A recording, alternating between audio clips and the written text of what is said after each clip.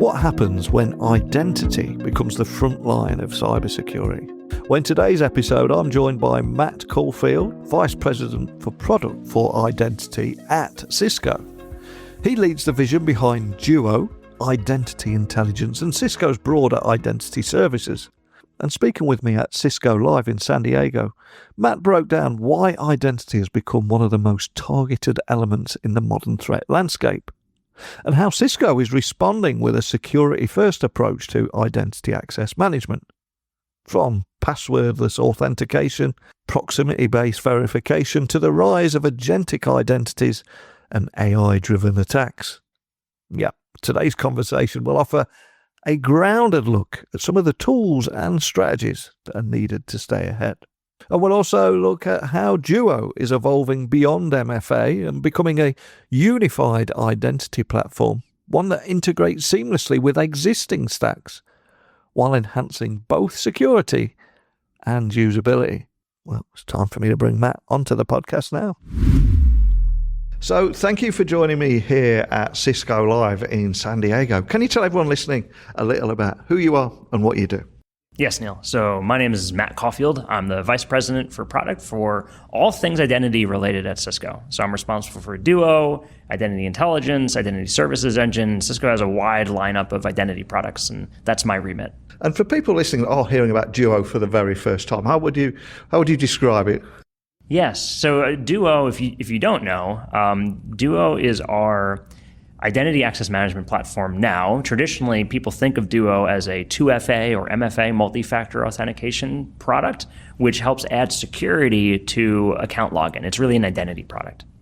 Now, identity has become one of the most targeted elements in cybersecurity today. So why is it you think attackers are focusing so heavily on it now? And how does Duo IAM, how does that help shift the balance? Yes, so they certainly are focusing on identity. We've seen about 60%, I think, based on Cisco Talos research, 60% of attacks involve identity as a key component, meaning that attack wouldn't have been possible without taking over the identity. And 80 to 90% of attacks involve identity in some way or another. And so if I told you, like, hey, you can fix all your cyber attacks by just fixing one thing, that thing would be identity. And the reason, it varies. Oftentimes, like zero-day attacks, going after endpoints, going after the network has gotten harder. And so attackers are always changing their techniques to go after the weakest link in the organization. And so right now, that weakest link is typically identity, and that gives them the best kind of return on their investment. If they take over a single account, imagine you could take over the account of the CFO, the chief financial officer. That would be great. If you're an attacker, you're like, amazing. Now I have access to all this data. I can go sell this. I can go use this to trade the stock of the company. Like, there's all this havoc you can cause by taking over an identity.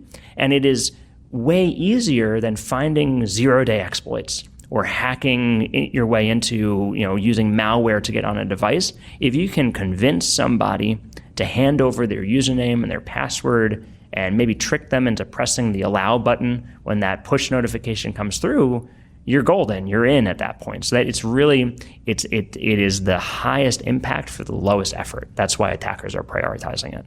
And I just want to repeat the stat you mentioned there. 60% of cases that involved identity-based threats in 2024 alone. So can you unpack why traditional solutions are maybe falling short in defending against these attacks that you're talking about? Yes. So why aren't these existing IAM vendors holding the line, per se? So the reason is that many of them were not built for security. They were really built for productivity, and productivity is very important. We want to hire people and get them to work as quickly as possible. However, that puts security on the back burner. We're not thinking as much about how do we make this secure by default. And so Duo, through Duo Identity Access Management now, and some of the things we're doing around end-to-end phishing resistance, for example, we're really putting security at the forefront and making it easy and making security the default. We talk about being secure by default. We're very much making that the mantra for Duo, in that when you're using Duo, you know that the default configuration is a secure configuration. And Duo is already widely trusted for MFA, but this new approach goes so much further. So what does it mean for Duo to be a security-first solution in the context of identity? I get the impression it's something you're quite passionate about. And it is, and we are saying, the way we differentiate is that we are the security-first IAM solution for sure. And we have evolved from MFA. So Duo has traditionally been Duo Security. That was the full company name before acquisition. And so we're not an identity company, we're a security company, and now a security brand inside of Cisco. And that lineage, we were focused on security and usability and the intersection of them. And so that positions Duo, starting with MFA, but now in IAM, to use security as our differentiator and the value that we bring to customers, and do that in a way that's easy to adopt, both for the end users as well as for the administrators who have to set these things up. And one of the standout features is passwordless authentication. Every enterprise has been trying to get rid of passwords for as long as we can remember, and also proximity verification. So how are these features improving both the user experience and, of course, phishing resistance, another age-old problem? Yes. So imagine not having to remember passwords. Like, that's already a usability improvement for the end user experience, because people forget them all the time. They carry them around on Post-it notes. Like, there's all kinds of reasons why passwords are insecure and difficult for end users. So with this announcement around Duo Identity Access Management, we've rolled out both passwordless that is secure, but also easy to adopt for end users. Specifically, proximity verification. Imagine the way that it works is you've got your laptop, and imagine you come into your office in the morning, you set your laptop down on your desk, you put your mobile phone next to it perhaps, and just through Bluetooth Low Energy between the laptop and the phone, we're able to authenticate that they're proximate to each other. And that's a big thing, because people usually carry their phones around. And so the fact that your phone's near your laptop is a big deal. The fact that you've already registered your laptop and enrolled your phone with Duo, we know that both of those are trusted. And the fact that you're using a biometric like a Face ID or a Touch ID on the phone, I now have 4 authentication factors. And when using all of those in combination, I have a very strong phishing resistant authentication that is also very usable, because imagine the actions of the user. They sit down, they open their laptop, they put their phone down, they touch their finger or show their face to their phone, and that's it. That's the only interaction they need for the entire day of work, unless they walk away from their desk or close their laptop, and then they'll have to do it again. But it's so painless and it's so secure that I think we've achieved this really nice balance between security and usability. Well, I can hear light bulbs going off around the world there. And also, I'd love to bring up identity routing engine. So how does that help organizations that maybe already have a complex identity stack or multiple identity providers in place? Tell me more about that. Yeah, so Cisco itself has 7 different identity providers. We keep acquiring companies. So we a year ago, we acquired Splunk, and they brought their own identity provider in-house. And so sometimes we'll go and say, hey, let's migrate all those identities over to Cisco's IDP and move the applications over. But more often than not, that takes time. And so for a company that does lots of acquisitions, we tend to accumulate IDPs over time. And rather than having to kind of switch between all 7 of those, we put Duo in front as the identity broker with these identity routing rules to help just paper over all the seams. So we are the front door, the front line IDP for Cisco. And a lot of our customers use us this way as well, is we are the identity broker. We are the layer in front, or the front door. Imagine a house has many rooms, but the front door, you want that to be locked, and then you can find your way into whatever rooms you need once you get in. That's the role that Duo plays in complex environments. So sure, you can now run Duo Identity Access Management standalone, but many organizations, they have existing IDPs. And for them, we say, run it as a layer in front. Provide a consistent user experience to your end users with Duo that they'll love, and provide a consistent security layer that your IT and security team will love. And Cisco Identity Intelligence combined with behavioral analytics, that also plays a big role in this unified vision for security that I'm learning about this week. So how does Duo IAM fit into that broader Cisco security cloud ecosystem? Yes. So Cisco is a big company with many products.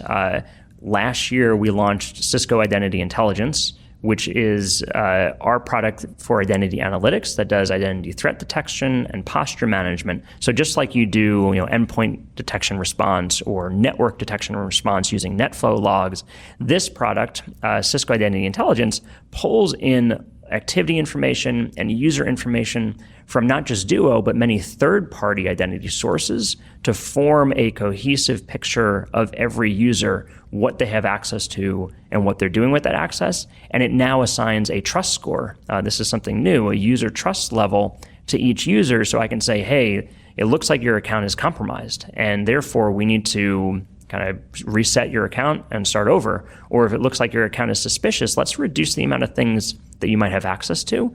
And so we're using Cisco Identity Intelligence with other products. It's kind of a bridge between Duo and Cisco Secure Access, Cisco XDR, the Cisco Firewall. They're all getting a common view of identity and identity context and the trust score, so we're all kind of reading off the same sheet of music.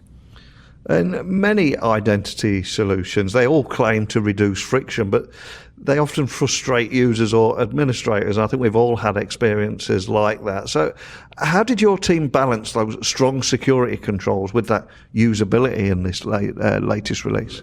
Yes, design, in one word. Yeah. We have a very strong focus on user experience and design, and we have a whole team dedicated to getting that right.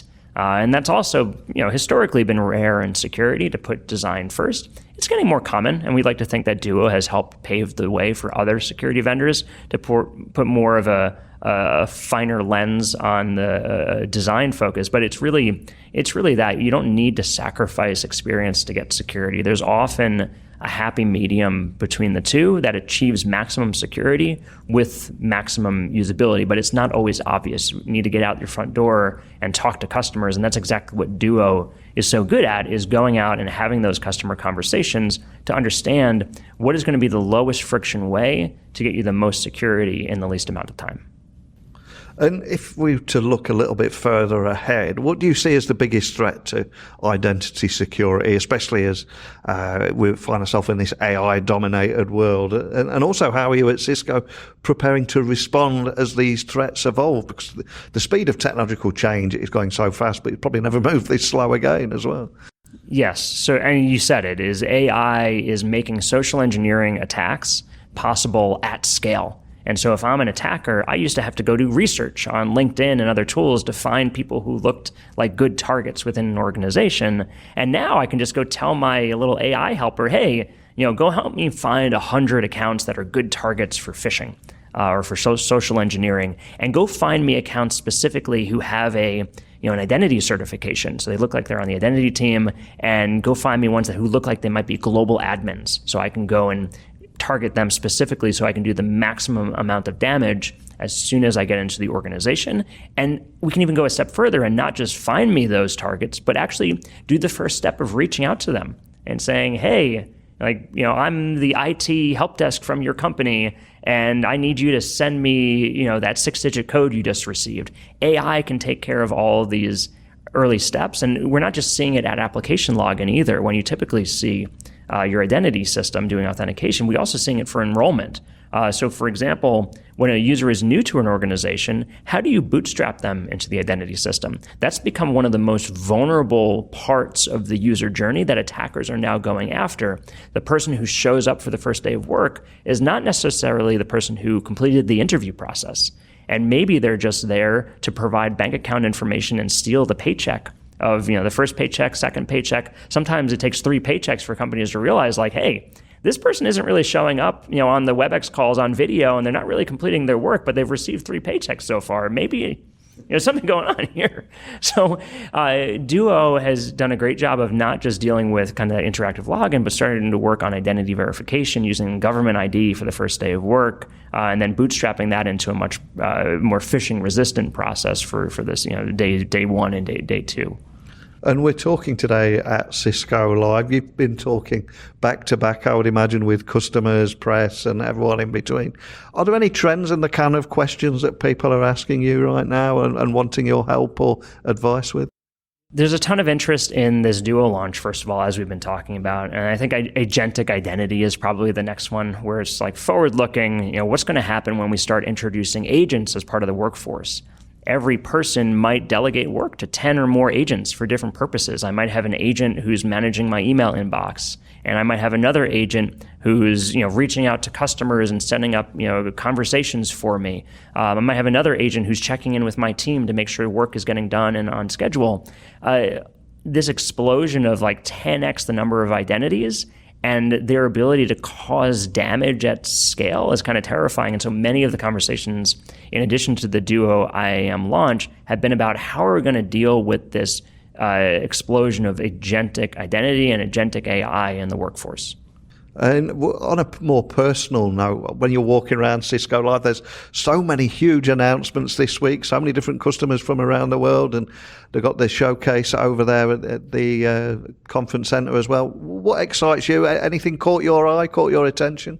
Yeah, it's a good question. As the identity guy here, everything's networking. But networking is really cool. I come from a networking background. And some of the things that we're doing on, like the refresh of the firewall hardware is pretty amazing. Some of the things that we're doing with hybrid mesh firewall and using protocols or technologies like eBPF and putting that not just into servers, but into switches in the data center to make them smarter. We have this product called Hypershield. This is all really cool, cutting edge stuff that we're doing for kind of workload to workload communication. And it's just as important as user protection, how we connect users to their resources. How do we connect workloads to one another? Well, I know we only have limited time together today, and you're going to be dashing off to speak with somebody else in a moment. Maybe see some more identity guy aimed solutions at you, but more than anything, just thank you for joining me today. I really appreciate your time. Thank you, Neil. Appreciate it. So how do you secure a workforce when identities are multiplying faster than ever, especially with the rise of AI and agent-based automation? In today's conversation, Matt highlighted how Duo and Cisco's identity strategy are leading in this shift towards phishing-resistant, frictionless, and adaptable security. From redefine what it means to authenticate to streamlining how organizations handle complex stacks with identity routing. And a big thank you to Matt for also giving us a glimpse of what to expect next, from agentic identity to real-time behavior scoring, all of which underscores the growing need for intelligent systems that can adapt faster than the attackers. So what steps are you taking to ensure your identity infrastructure is built for the pace and threats of an AI era? Please let me know. techblogwriter@outlook.com, LinkedIn, X, Instagram, just at Neil C. Hughes. I look forward to hearing from you all, and I will be back again with another guest very soon. So hopefully I'll get to speak with you all again then. Bye for now.